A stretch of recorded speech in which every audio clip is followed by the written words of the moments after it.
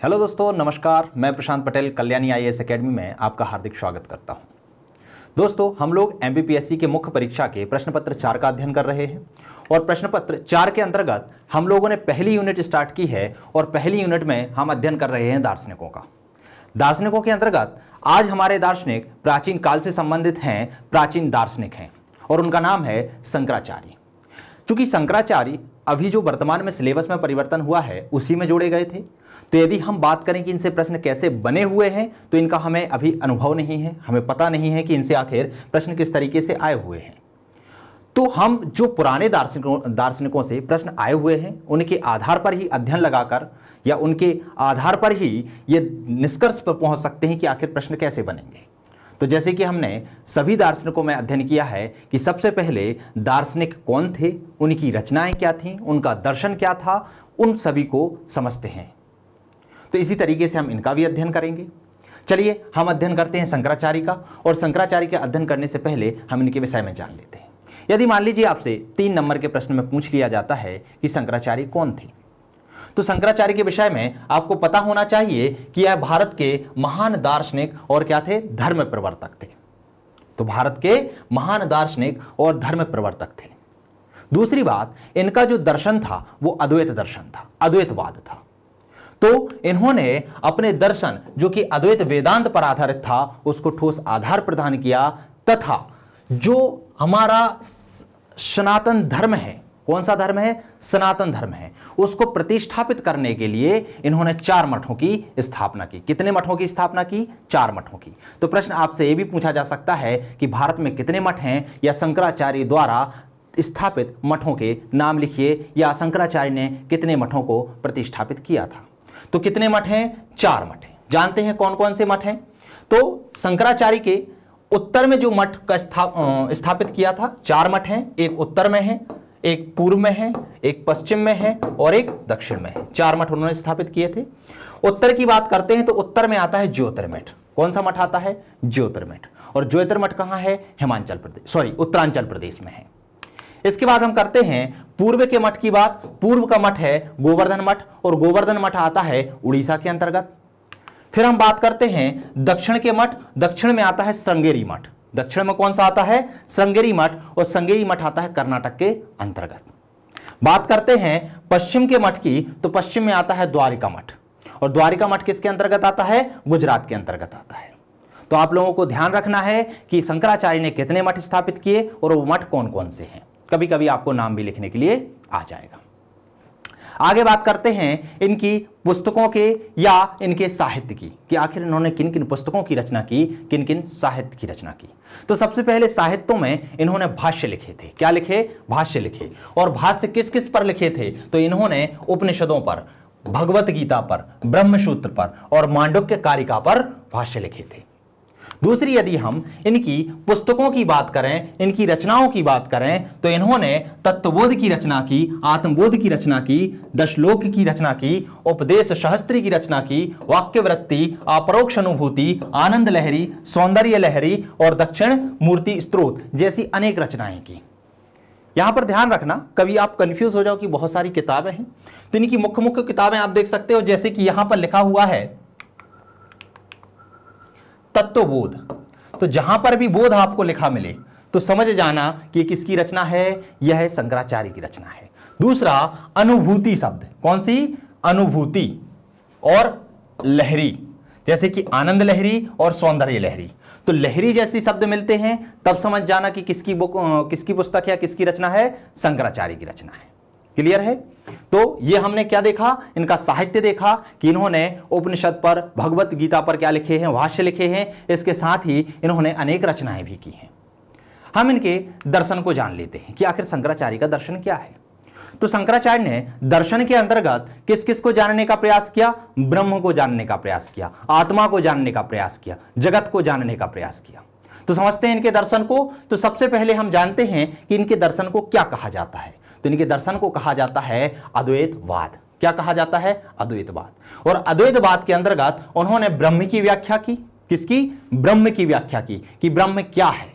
दूसरा, उन्होंने सत्ता के स्तर की व्याख्या की कि आखिर सत्ता के कितने स्तर होते हैं। उसके साथ ही उन्होंने आत्मा की, माया की और जगत की व्याख्या की। किस किस की? ब्रह्म की व्याख्या की, सत्ता के स्तर की व्याख्या की, साथ ही आत्मा, माया और जगत की व्याख्या की।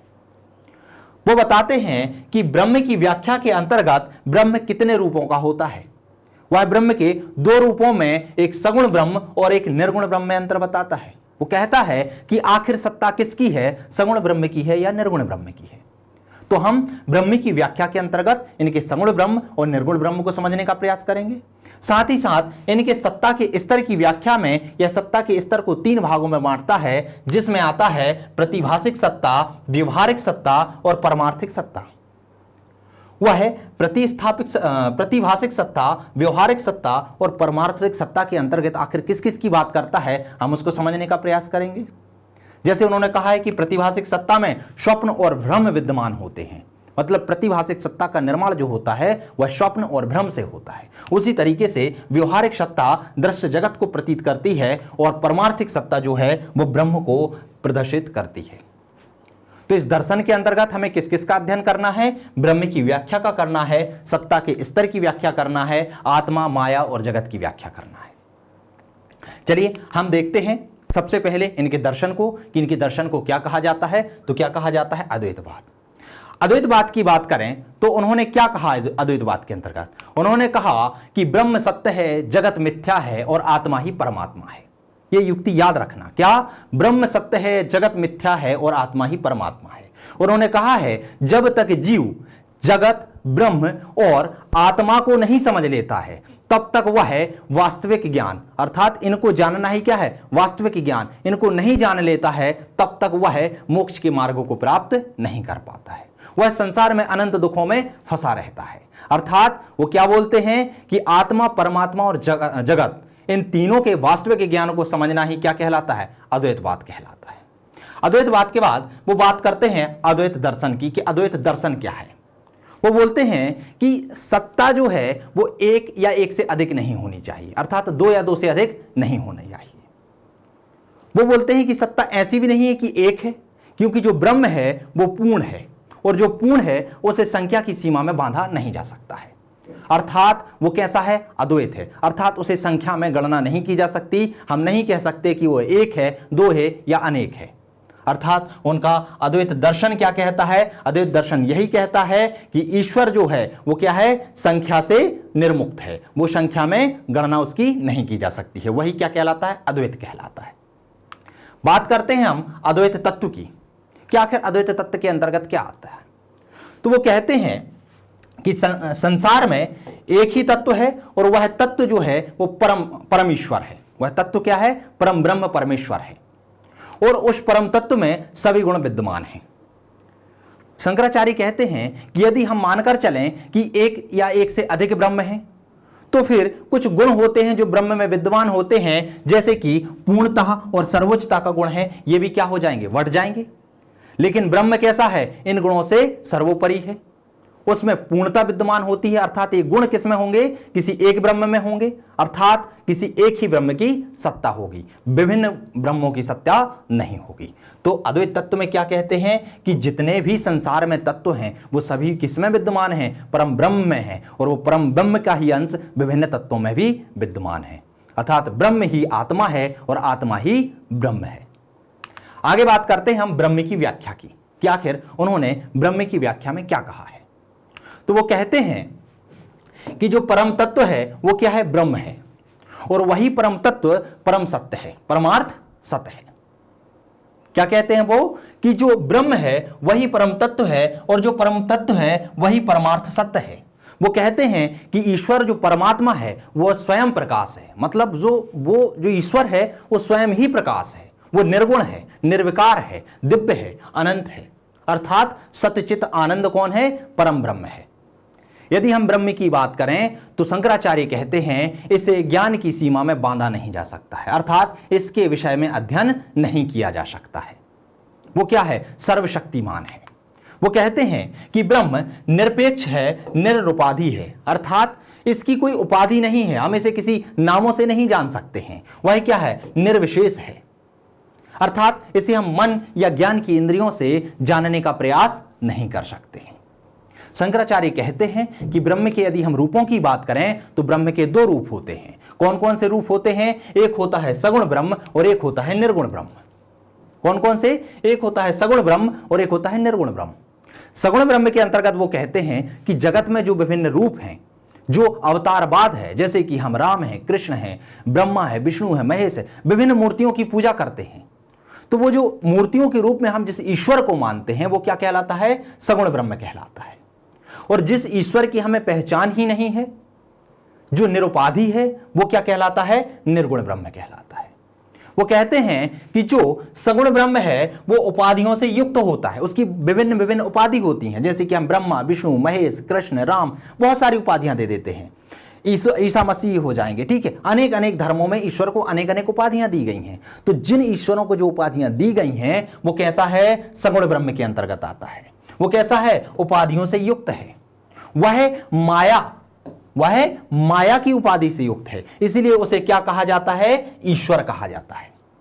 तो सगुण ब्रह्म के अंतर्गत क्या कहते हैं कि जो उपाधियों से युक्त है और उपाधियां माया के द्वारा उसे दी जाती हैं, और उसे ही हम क्या कहते हैं? ईश्वर कहते हैं। वो कहते हैं जो निर्गुण ब्रह्म होता है वो उपाधि रहित होता है, निर्विशेष होता है, निरुपाधिक होता है, अर्थात अपर ब्रह्म होता है। और हमें क्या करना चाहिए? इसी का अध्ययन करना चाहिए, अर्थात इसी को मानना चाहिए। वो बोलते हैं कि ईश्वर ही जगत का पालक है, सृष्टि करता है, संहार करता है। अर्थात ईश्वर सृष्टि को बनाता है, उसको पालता है और उसके विनाश के लिए भी उत्तरदायी है। अर्थात वह सर्वज्ञ है और सर्वशक्तिमान है। कैसा है? सर्वज्ञ है, सभी जगह व्याप्त है और सबसे ज्यादा शक्तिमान है। वो कहते हैं कि इसकी जो सृष्टि है उसकी उत्पत्ति, स्थिति, लय का कारण कौन है? वह ईश्वर ही है। इसलिए ईश्वर को वह जगदीश्वर कहते हैं। क्या कहते हैं? जगदीश्वर कहते हैं। तो ये क्या हुए? ब्रह्म के दो रूप हुए। इसके साथ ही वो ईश्वर के गुणों की व्याख्या करते हैं कि आखिर ईश्वर में कौन कौन से गुण विद्यमान होने चाहिए या कौन कौन से गुण होते हैं। वो कहते हैं कि जो ईश्वर की सत्ता है वो कैसी होती है? व्यवहारिक होती है। कैसी होती है? व्यवहारिक होती है। साथ ही साथ वो कहते हैं कि ईश्वर जगत का उपादान और निमित्त दोनों कारण हैं। क्या क्या है? उपादान और निमित्त कारण। जैसे कि हमने पाश्चात्य दार्शनिकों में अरस्तु का अध्ययन किया था, और अरस्तु में हमने देखा था कि किसी भी घटना के पीछे कोई चार कारण विद्यमान होते हैं, जिसमें हमने उपादान, निमित्त, आकार की और लक्ष्य की बात की थी। उसमें हमने एक उदाहरण, आप लोग ध्यान रखिए, उसमें एक हमने उदाहरण पढ़ा था कि मान लीजिए कोई एक पीतल की मूर्ति है, तो पीतल में जो कलर हो जाएगा, जो पीलापन हो जाएगा, जो चमकीलापन हो जाएगा, वो उसका उपादान कारक होता है, और जो उसे बनाने वाला होता है, जो उसे गति प्रदान करता है, वो निमित्त कारक होता है। शंकराचार्य कहते हैं कि जो ब्रह्म है वह क्या है? जगत के कण कण में विद्यमान है, और जगत के कण कण में विद्यमान होने के कारण उसका उपादान कौन है? ब्रह्म है। और उस जगत का निर्माणकर्ता भी कौन है? तो उस जगत को बनाने वाला, उसका निर्माणकर्ता भी ब्रह्म है, इसीलिए वह निमित्त कारक भी है। वो कहते हैं कि ब्रह्म जो है, ईश्वर जो है, जगत का उपादान और निमित्त कारण है। आगे बात करते हैं कि वह ईश्वर जो है वह जगत का उत्पन्न करता, पालन करता और संहार करता है। वही जगत को बनाता है, उसका पालन पोषण करता है और उसके विनाश का कारण होता है। साथ ही इसकी व्याख्या करते हुए वो कहते हैं कि ईश्वर विस्मय है। विस्मय मतलब क्या होता है? कण कण में विद्यमान है। जैसे कि एक उदाहरण लेते हैं कि जिस तरीके से एक जल में यदि हम नमक घोल दें, तो नमक घुले हुए जल में कण कण में नमक विद्यमान होता है। साथ ही जल में तो उसका अस्तित्व है, अलग से भी उसका नमक का कुछ ना कुछ अस्तित्व रहता है। उसी तरीके से ब्रह्म जगत के कण कण में विद्यमान है, हर जीव की आत्मा के रूप में विद्यमान है, और उसका अलग भी अस्तित्व होता है। तो क्या कहते हैं? ईश्वर विस्मय है। आगे वो कहते हैं कि ईश्वर पूर्ण होता है, अर्थात उसमें संपूर्णता का बोध होता है। जो जीव होता है वो अपूर्ण होता है, और जो ईश्वर होता है वो कैसा होता है? पूर्ण होता है, सभी गुणों से युक्त होता है। साथ ही साथ वो कहते हैं कि जो ईश्वर है वो मायाधीश है। मायाधीश से मतलब क्या होता है कि माया क्या होती है? इसकी एक नाम उपाधि होती है। माया का निर्माणकर्ता कौन है? ईश्वर है, और माया के आधार पर ही इस जगत की गणना की गई है, और माया के आधार पर ही हम सगुण ब्रह्म की उपासना करते हैं। व्यक्ति उस माया के कारण ही निर्गुण ब्रह्म की अपेक्षा सगुण ब्रह्म में फंस जाता है, और सगुण ब्रह्म की उपासना के साथ ही वो जगत में और जन्म मरण के बंधन में फंस जाता है, और सभी का कारण क्या है? माया है। तो क्या है, ईश्वर जो है वो मायाधीश है, माया का निर्माण करता है, अर्थात माया के आधार पर इस जगत का निर्माण भी किसने किया है, ईश्वर ने किया है। साथ ही साथ शंकराचार्य कहते हैं कि जो ईश्वर है वो माया से अप्रभावित रहता है, अर्थात माया से प्रभावित सिर्फ जीव होता है, ना कि ईश्वर।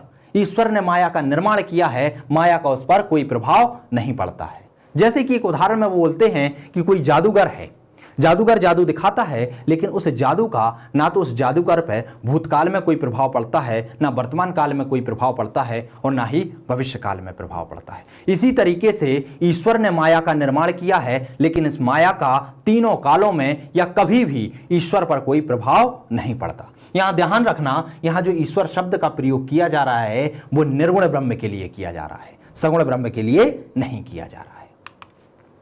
बात आती है सत्ता के स्तर की, है ना। अगले सिद्धांत में वह सत्ता के स्तर की व्याख्या करते हैं कि आखिर सत्ता कितने स्तरों पर होती है और उसकी व्याख्या किस तरीके से की जा सकती है। तो शंकराचार्य सत्ता के 3 स्तर बताते हैं। कितने स्तर बताते हैं? 3 स्तर बताते हैं। पहले स्तर की बात करते हैं कि सत्ता का प्रतिभाषिक स्तर। प्रतिभाषिक स्तर के अंतर्गत शंकराचार्य कहते हैं कि हमें केवल आभास हो, मतलब जिस सत्ता का हमें केवल आभास हो, उसे उस पर हम खुद विश्वास ना करें, वो कैसी होती है? प्रतिभाषिक सत्ता होती है। और यह सत्ता 2 प्रकार से होती है, एक स्वप्न की सत्ता होती है और एक भ्रम की सत्ता होती है। समझने का प्रयास करते हैं कि किस तरीके से स्वप्न की सत्ता होगी और किस तरीके से भ्रम की सत्ता होगी। तो शंकराचार्य कहते हैं कि जिस तरीके से हम स्वप्न में रहते हैं और स्वप्न में बहुत सारे विचार हमारे मन में आते हैं कि हम अमीर हो गए हैं, हमारे पास बहुत सारा बंगला, गाड़ी, बहुत सारी चीजें आ गई हैं, तो मतलब स्वप्न में हम जो भी चीजें प्राप्त करते हैं क्या वह वास्तविक होती हैं? नहीं होती हैं। जब हम जागते हैं तो हमें वास्तविक सत्ता का ज्ञान होता है और हमें पता चलता है कि हम जहां थे हम वहीं हैं, अर्थात हमने स्वप्न में जो कुछ देखा था वह वास्तविक सत्ता नहीं थी, वह कैसी थी? प्रतिभाषिक सत्ता थी। इसी तरीके से भ्रम की सत्ता में शंकराचार्य कहते हैं कि जिस तरीके से हम अंधेरे में रस्सी को सांप समझ लेते हैं, लेकिन उजाला होने पर जो सांप है उसका अस्तित्व नहीं रहता, सिर्फ रस्सी का अस्तित्व रहता है और हमें पूर्ण बोध हो जाता है कि ये तो हमारे भ्रमवश हो रहा था कि हम एक रस्सी को सांप समझ रहे थे। इसी तरीके से वह जगत की व्याख्या करते हुए कहते हैं कि हम प्रतिभाषिक सत्ता में फंसकर जो निर्गुण ब्रह्म है उसकी उपासना को छोड़कर जो सगुण ब्रह्म है और सगुण ब्रह्म के द्वारा रचित माया में फंसकर किसकी? जगत की लोभ मोह माया में फंस जाते हैं और सगुण ब्रह्म की उपासना में लगे रहते हैं, जिसके कारण हम मोक्ष को प्राप्त ना कर मोक्ष के मार्ग से भटक जाते हैं। तो प्रतिभाषिक सत्ता आपको समझ में आई? प्रतिभाषिक सत्ता मतलब ऐसी जो कि भ्रम में होती है, जो कि स्वप्न में होती है और जिसका कोई अस्तित्व नहीं होता, उस पर हम खुद विश्वास नहीं करते हैं। वो कैसी सत्ता होती है? प्रतिभाषिक सत्ता होती है। और प्रतिभाषिक सत्ता का ज्ञान हमें कब होता है? जब उसका अध्ययन हम व्यवहारिक सत्ता से करते हैं। व्यवहारिक सत्ता का मतलब क्या होता है? जिसका अध्ययन हम इंद्रियों के द्वारा करते हैं। मतलब जैसे कि कोई कुर्सी है, कोई घर है। 2 उदाहरण हम देखते हैं, एक कुर्सी देखते हैं और एक घर देखते हैं। इनकी सत्ता होती है, ये अस्तित्वमान है। इनका ज्ञान हमें कब होता है? इंद्रियों से। जब हम जाग जाते हैं, जब हम अपनी दृष्टि से, अपनी इंद्रियों से इनका अनुभव करते हैं। तो वह बात करते हैं व्यवहारिक सत्ता की कि व्यवहारिक सत्ता को ही व्यक्ति को अपनाना चाहिए और व्यवहारिक सत्ता के आधार पर ही व्यक्ति को प्रतिभाषिक सत्ता में जो झूठ था, जो अव्यवहारिक था, उसका ज्ञान हो जाता है। उसके जो भ्रम थे, उसका जो स्वप्न है, वो सब टूट जाता है। अर्थात जो ईश्वर है वो क्या है? उसकी सत्ता जो होती है वो कैसी होती है? व्यवहारिक होती है।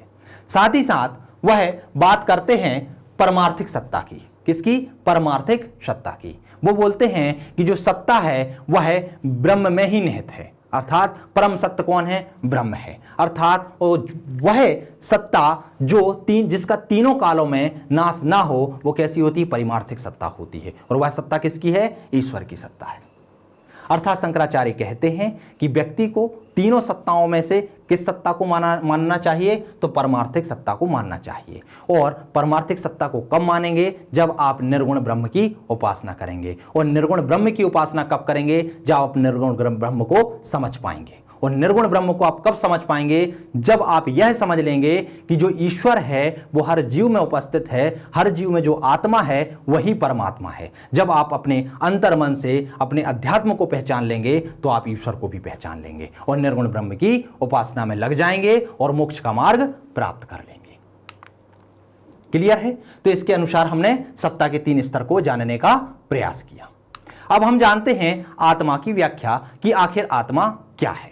शंकराचार्य का आत्मा संबंधी सिद्धांत जो है वह उपनिषदों पर आधारित है, अर्थात उपनिषदों पर आधारित सिद्धांत है। वह कहते हैं कि जो आत्मा है वही परमात्मा है, अर्थात अहम ब्रह्मास्मि, अहम तत्वास्मि, अर्थात मैं ब्रह्म हूं, जीव ही ब्रह्म है।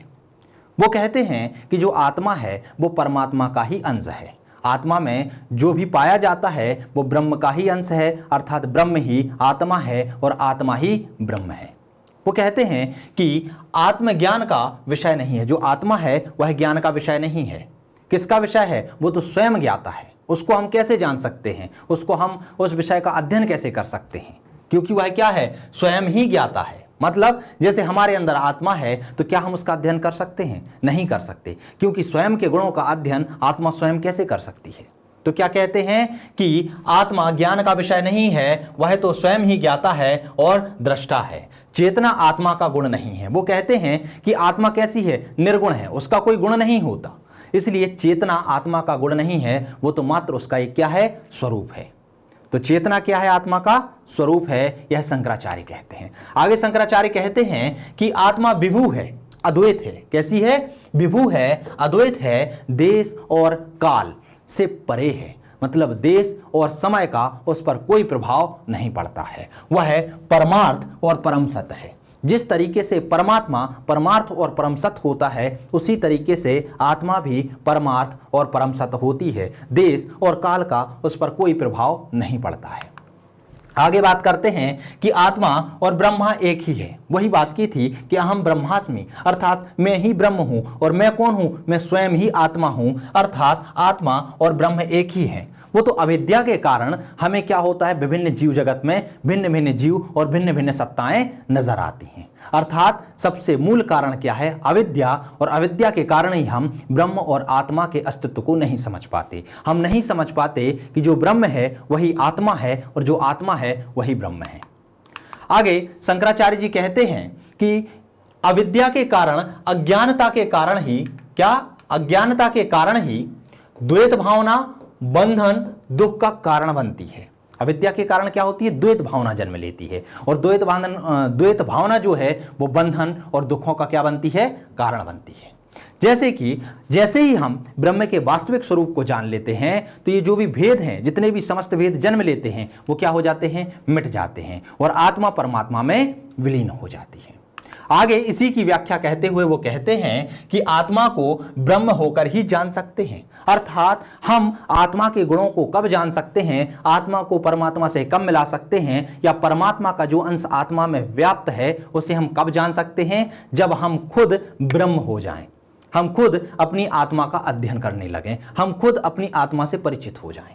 वो क्या बोलते हैं? आत्मा को ब्रह्म होकर ही जाना जा सकता है। जब आप ब्रह्म हो जाएंगे, आत्मा के स्वरूप को समझ जाएंगे और यही समझ जाएंगे कि अहम ब्रह्मास्मि, जो मैं हूं, जो मेरे अंदर आत्मा है वह ब्रह्म का ही अंश है और आत्मा ही परमात्मा है। तो क्या होता है? आप इस जो अविज्ञा या अज्ञानता है, इससे क्या हो जाएंगे? आप मुक्त हो जाएंगे। आगे वो बोलते हैं कि इस प्रकार आत्मज्ञान या ब्रह्म ज्ञान से ही मोक्ष की प्राप्ति हो सकती है। अर्थात जब आप जान जाएंगे कि आत्मा क्या है? ब्रह्म का ही स्वरूप है, तो आप सगुण ब्रह्म की अपेक्षा, जो सगुण ब्रह्म से माया रूपी जगत का निर्माण हुआ है, उस जगत को छोड़कर निर्गुण ब्रह्म की उपासना करने लगेंगे और आप मोक्ष के रास्ते पर चले जाएंगे और आप मोक्ष की प्राप्ति कर लेंगे। शंकराचार्य माया की व्याख्या संबंधी सिद्धांत में कहते हैं कि माया जो है व्यक्तिगत अज्ञान ना होकर कैसा है? सार्वत्रिक अज्ञान है। मतलब यह किसी एक व्यक्ति विशेष का ज्ञान नहीं है, यह पूरे संसार में फैला हुआ ज्ञान है। और इस अज्ञानता रूपी पर्दे के कारण क्या होती है, हमारी बुद्धि पर एक पर्दा डल जाता है और इस पर्दे से हम क्या होते हैं, जो निर्गुण ब्रह्म है उसको छोड़कर सगुण ब्रह्म की उपासना में लग जाते हैं। अर्थात जो ब्रह्म है, जो ब्रह्म का स्वरूप है, उस पर क्या है, पर्दा डाल देती है, उसको हमारी आंखों से विलुप्त कर देती है और हम निर्गुण ब्रह्म को छोड़कर सगुण ब्रह्म की ओर चले जाते हैं। क्योंकि माया के कारण ही इस जगत की व्याख्या हुई है, इस जगत का निर्माण हुआ है और उस जगत में ही जो विभिन्न रूपों में ईश्वर विद्वान है वो सगुण ब्रह्म है। अर्थात हम माया में फंसकर निर्गुण ब्रह्म को छोड़कर सगुण ब्रह्म में लग जाते हैं। यहां पर लिखा हुआ है कि एक ओर जहां माया ब्रह्म के वास्तविक अद्वैत रूप पर आवरण पड़ जाता है, वहीं दूसरी ओर उसमें जगत की अनेकता का आरोपण भी हो जाता है। इसे ही ब्रह्म का विक्षेप और विवर्त रूप कहा जाता है। वो कहते हैं, शंकर जी कहते हैं कि दर्शन माया और अविद्या ये दोनों ही शब्द लगभग एक ही अर्थों में प्रयोग होते हैं। अर्थात शंकर के जो अद्वैतवाद का दर्शन है उसमें माया और अविद्या दोनों ही एक ही शब्द हैं लगभग। लेकिन वो कहते हैं कि व्यक्तिगत स्तर पर अविद्या का अध्ययन किया जाता है और सार्वत्रिक स्तर पर माया का अध्ययन किया जाता है। वो कहते हैं कि जब व्यक्ति या जीव आत्मा और परमात्मा में विलीन हो जाता है, ब्रह्म को जान लेता है, ब्रह्म का ज्ञान हो जाता है, तो वह अविद्या से क्या होता है, तिरोभाव हो जाता है, अविद्या से मुक्त हो जाता है। लेकिन शंकर जी ये भी कहते हैं कि जो माया है वह जगत में विद्यमान है। अर्थात यदि ईश्वर की सत्ता है तो माया भी है और माया है तो ईश्वर भी है। अर्थात आप चाहे ब्रह्म को जान लें या आप ब्रह्म से परिचित हो जाएं, उसके बावजूद भी माया का अस्तित्व रहता है और माया जगत में विद्यमान रहती है। आगे अगले उसमें सिद्धांत में वह जगत की व्याख्या करते हैं और जगत की व्याख्या करते हुए वो कहते हैं कि आखिर जगत है क्या। तो वो कहते हैं कि हमारे चारों ओर जो कुछ भी विद्यमान है, क्या कहते हैं कि हमारे चारों ओर जो भी कुछ विद्यमान है, जो कुछ बिखरा हुआ है, वो संपूर्ण जगत है। अर्थात उसकी परिभाषा में कहते हैं कि समस्त नाम रूप क्रियाकारक और उनके फल क्या आते हैं, जगत के अंतर्गत आते हैं। वो कहते हैं कि नाम रूप से तात्पर्य क्या है, कहते हैं कि नाम रूप से तात्पर्य है कि जो भी जगत में विद्यमान है, चाहे हमारा शरीर हो, हमारी आत्मा हो, हमारे अहंकार हो, हमारे कर्म फल हो, वो सब कुछ किसके अंतर्गत आता है, जगत के अंतर्गत आता है और उसी सभी को क्या कहा गया है, नाम रूप कहा गया है। आगे शंकराचार्य व्याख्या करते हैं और कहते हैं कि जगत के अस्तित्व की सत्यता क्या है, आखिर जगत है क्या। तो वो कहते हैं कि कई स्थानों पर जगत को मिथ्या बताया गया है। शंकराचार्य के सिद्धांत में कई जगह पर जगत को मिथ्या बताया गया है। वो कहते हैं कि जगत मिथ्या है और ब्रह्म सत्य है। लेकिन वो ये कहते हैं कि जगत मिथ्या तो है लेकिन इसकी व्यवहारिक सत्ता भी है। यह पूर्ण ना होकर अपूर्ण है, लेकिन पूर्ण अपूर्ण में इसके कुछ गुण विद्यमान हैं। अर्थात वो क्या कहते हैं कि कई स्थानों पर जगत को मिथ्या, मायिक, रस्सी के सांप के समान भ्रामक कहा गया है, किंतु कहीं कहीं आकाश कुसुम के समान क्या कहा गया है, असत नहीं कहा गया। कि ऐसा नहीं है कि ये असत्य भी है, कुछ तो है, इसका व्यवहारिक सत्ता है और जगत क्या है, माया है, माया के रूप में इस विद्यमान है। क्लियर है। तो इसकी सत्यता में क्या कहते हैं कि जगत का अस्तित्व है लेकिन जगत पूर्ण नहीं है, पूर्ण सत्य नहीं है। यह बात आपको ध्यान रखना है। आगे वह इसकी व्यवहारिक सत्ता की बात करते हैं। शंकर कहते हैं कि जगत पूर्ण सत्य नहीं है, उसकी केवल व्यवहारिक सत्ता है। कैसी है, व्यवहारिक सत्ता है। जिस तरह जब तक हम जाग नहीं जाते तब तक हम स्वप्न को ही सब कुछ सत्य समझते हैं, लेकिन जब हम जाग जाते हैं, जब हमारा भ्रम टूट जाता है तो हम व्यवहारिक सत्ता से अवगत होते हैं। तब हमें पता चलता है कि जो जगत है वो क्या है, मिथ्या है। अर्थात जगत का अस्तित्व तो है लेकिन व्यवहारिक रूप में है, जगत पूर्ण सत्य नहीं है। आगे वो बात करते हैं कि जगत का निर्माता कौन है। तो शंकराचार्य कहते हैं कि जगत का निर्माण परम ब्रह्म परमेश्वर ने किया है, जो कि निर्गुण ब्रह्म है। उसी एकमात्र परम शक्ति ने सारे जगत की रचना की है और जगत में जीवों की रचना की है। वो कहते हैं इस जगत को रचने के लिए कोई दो शक्तियों की आवश्यकता नहीं पड़ती, क्योंकि यदि कोई किसी और शक्ति की आवश्यकता पड़ती तो ये अद्वैत दर्शन नहीं कहलाता। अर्थात जो परम ब्रह्म है वो एकमात्र है और वही सर्वशक्तिमान है और उसमें इतनी शक्ति विद्यमान है कि वह जगत की रचना कर सकता है। अर्थात वो कहते हैं कि जगत रचने की ईश्वर की शक्ति को क्या कहा जाता है? माया कहा जाता है। अर्थात जिस शक्ति के द्वारा उन्होंने इस जगत की रचना की है वह शक्ति क्या है? माया है। और माया के भ्रमवश में जीव पड़ा रहता है। अर्थात यदि हम बात करें शंकराचार्य के संपूर्ण दर्शन की, तो संपूर्ण दर्शन में वो क्या समझाना चाहते हैं, या बात हम करें कि संपूर्ण दर्शन का मूल स्रोत क्या है, मूल तत्व क्या है, तो उनका है कि ब्रह्म सत्य है, जगत मिथ्या है और आत्मा ही परमात्मा है। यदि आपसे सीधा सीधा प्रश्न पूछ लिया जाता है कि इनका मूल दर्शन क्या था, एक शब्द में लिखकर बताइए या एक लाइन में लिखकर बताइए, तो मूल दर्शन के स्रोत में क्या था कि ब्रह्म सत्य है, जगत मिथ्या है और आत्मा ही परमात्मा है। इस तरीके से शंकराचार्य अपने दर्शन की पुष्टि करते हैं, अपने दर्शन को रखते हैं। तो इस तरीके से यदि मान लीजिए परीक्षा में आपसे प्रश्न पूछ भी लिया जाता है कि 3 नंबर में, 5 नंबर में और 20 नंबर में, तो आप इस तरीके से प्रश्न को हल कर सकते हैं। यदि 3 नंबर में पूछेंगे तो शंकराचार्य पूछेंगे, कौन थे, इनकी बुकों के संदर्भ में पूछेंगे, और साथ ही साथ क्या पूछ सकते हैं, इनको दर्शन को पूछ सकते हैं कि इनका मूल दर्शन क्या था, तो अद्वैतवाद था। अद्वैतवाद की कभी व्याख्या पूछ सकते हैं, तत्व पूछ सकते हैं, दर्शन पूछ सकते हैं। इसके साथ ही यदि बड़ा क्वेश्चन बनेगा तो इनका संपूर्ण दर्शन पूछा जाएगा। 5-5 नंबर में इनकी आत्मा की व्याख्या, जगत की व्याख्या, इस तरीके से छोटे छोटे पर्टिकुलर पार्ट में पूछा जा सकता है। तो दोस्तों इस तरीके से ये शंकराचार्य का दर्शन समाप्त हुआ। अगले लेक्चर में हम मिलेंगे जिसके अंतर्गत हम चारवाक का अध्ययन करेंगे, चारवाक के दर्शन का अध्ययन करेंगे। मिलते हैं हम अगले वीडियो में, तब तक के लिए नमस्कार।